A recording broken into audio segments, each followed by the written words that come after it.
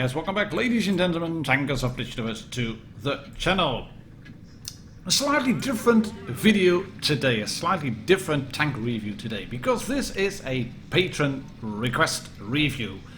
Nathan dropped in on the patron squad recently, decided to support me for about $5 a month, I think, in total. And I did ask my patrons, do you have any requests for particular tanks or videos? And Nathan asked me, if it's possible, I'd like to see a video on the FV4202 highlighting and defining strengths, weaknesses and how tanks like it play, because there's been a lot of videos on those tanks, Leopard, FV4202, etc. But they usually just show the tank being played, not how you should run it and not explaining why the tank does what it does. If it's doable, that would be sweet. Thanks a lot. Well, here it is, Nathan. Thank you for your support on Patreon, and I'm happy to have been running my tank, my FV4202, and show you how I play the tank. First of all, it is a full-blooded tier 10 medium tank, and it has a choice of two guns, which comes with a bit of a backstory. It used to have this gun, and it still has this gun. It has the Royal Ordnance L7B. It used to be the Royal Ordnance L7A1 still. It was a gun with APCR for standard ammo and two sorts of HESH rounds. Big HESH and small HESH. HESH L37 and HESH L35.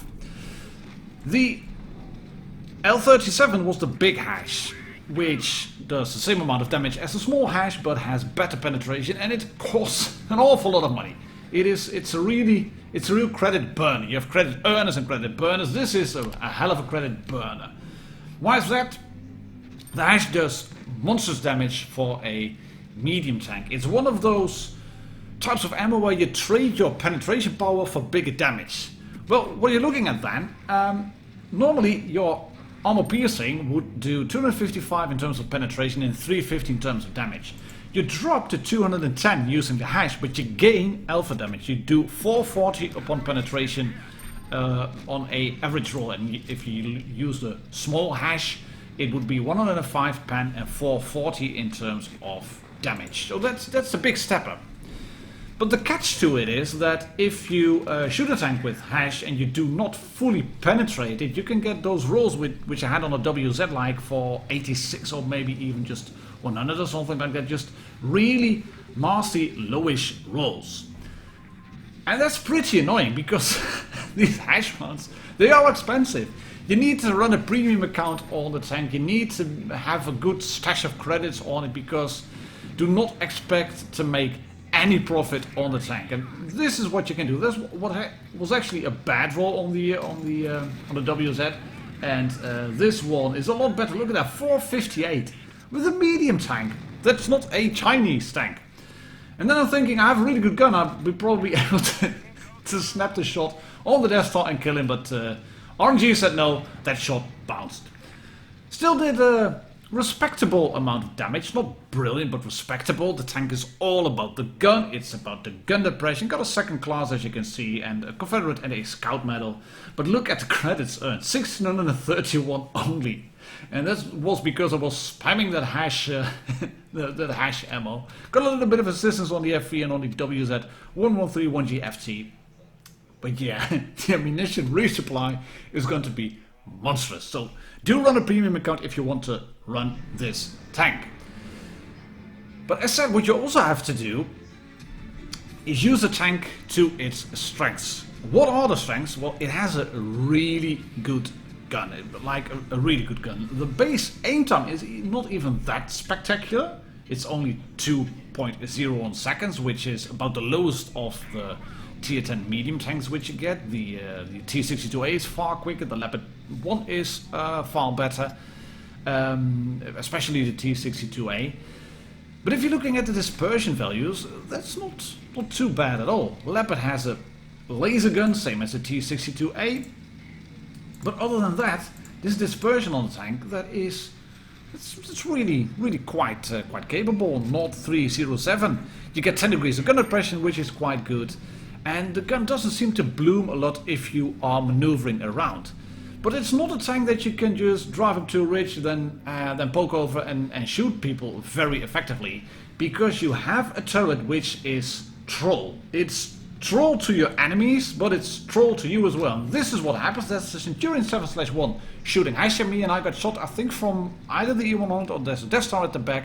That's a big shot straight through my turret. Shouldn't have poked there. I decided to do that anyway. I thought I was unspotted, but it was a stupid move by me. Stupid move. I lost half my health. And now I'm just rethinking strategy. Well, what's going to happen? Right, there's a tank pushing in. The 268 is coming with me. Where's he going to go? Is he with me? Yeah, he's with me. Right, you're going to go up then. I'm going to go towards your right side. And there's one tank spotted. That's the grill. I am not spotted myself. Good. I can then shoot you. Use the cheap HESH and miss. And then the 268 is going to shoot the grill. I think it's 268. There's going to be some spotting assistance. There it is. He's going to shoot the grill, and I'm going to shoot him with cheap HESH and kill the grill. 450 damage dealt. Not a lot. Some assistance as well, but I haven't blocked anything yet. And I'm spotting yet another thing. Ooh, that's a run away, run away, run away. Yeah, HESH, HESH, HESH. And that one goes in. There it is. It didn't fully penetrate. 129 splash damage. It will cause damage all the time. No problems whatsoever, no questions asked. But it is a very expensive splash. But when you can do this, 455 on the side of a tier 10 tank destroyer, that's gonna be really fine and dandy. And I want to take this shot and then shoot him again. 391, bit of a low roll with HESH. And then I'm gonna switch to APCR. Do not want to risk missing yet another shot. Pop the shot in, and that's the Centurion 7/1 shooting HESH at me again. I can see it from the little flame burst in the ground. But I managed to clear this flank, and this is what you should do with this tank. You have to be in spots where you are continuously hiding your hull. The turret, as said, it can be troll to you because you think, oh, I'm a hull down tank. I have gun pressure, I can be hull down. Well, the thing is, you don't really have a gun mantlet. You do not have a gun mantlet on this tank. And that means you do not have a gun shield either. Look at the turret like it is over here. You can see you got 120 mils on the left and the right side of the turret. You can be penetrated straight through the front, just on the left side of the gun and the right side. That's going to be no problem whatsoever for basically any tier 10 medium tank, light tank destroyer whatsoever. A little bit of troll shapes over here as you turn the turret, and this is the really troll thing, because you will bounce lots of shots on the upper plate of the turret, but then you have this cupola sticking out. Anything can penetrate you right over here. This base area is a bit strange. Look at that, straight through the front. Will go through 9 out of 10 times. This will bounce the occasional shot, and if they shoot you over here, this will bounce a lot. Front plate fairly strong, but yeah, it's a bit of a strange tank. Luckily, you can shoot, I think, through the back, actually, of your engine deck. But yeah, the engine deck itself, 32 mils, that's paper, that is paper. That's why that T125 that shot me at the beach was using HE and got, well, a bit unlucky with the roll that he shot on the back of me. And on the lower plate, it's also paper. You can side scrape at a pinch.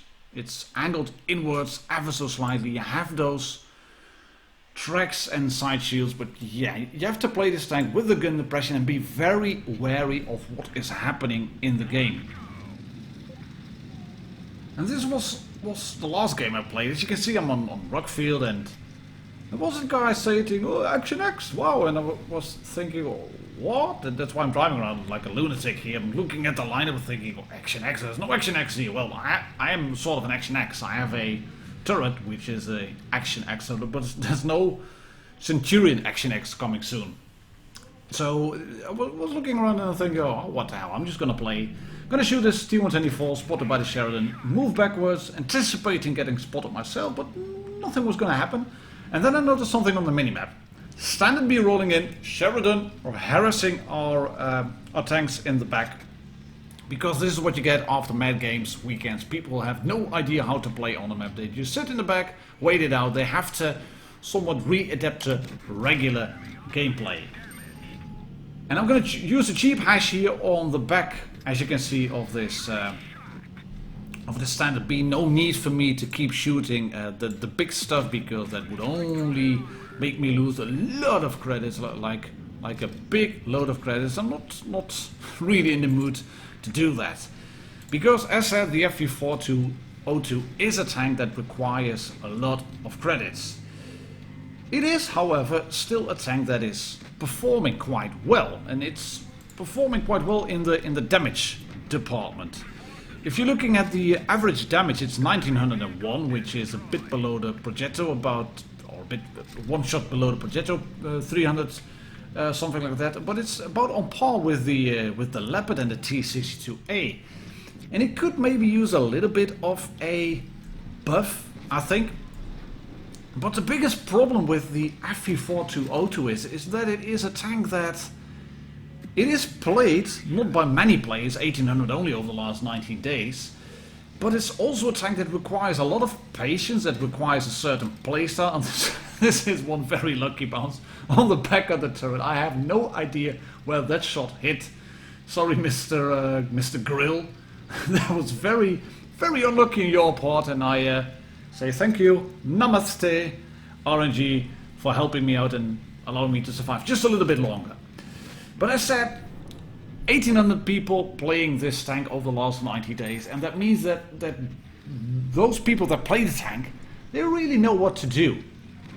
I would like to see this tank being played by more people, like T62A numbers, which has nearly 8,000 people, oh, nearly 7,290 people over the last 90 days. I would like to see that number of people in this tank, and then maybe it will do more damage. It will be a better damage dealer. I would like to see that. I would like to see some love, some tender love and care for the FV4202. But I hope I've shown you how to play this tank while I don't get the kill on the Grill 15, which is unfortunate. But I think I'm playing the tank now to a way it should be played. And you can see I should have been more careful in the beginning, maybe.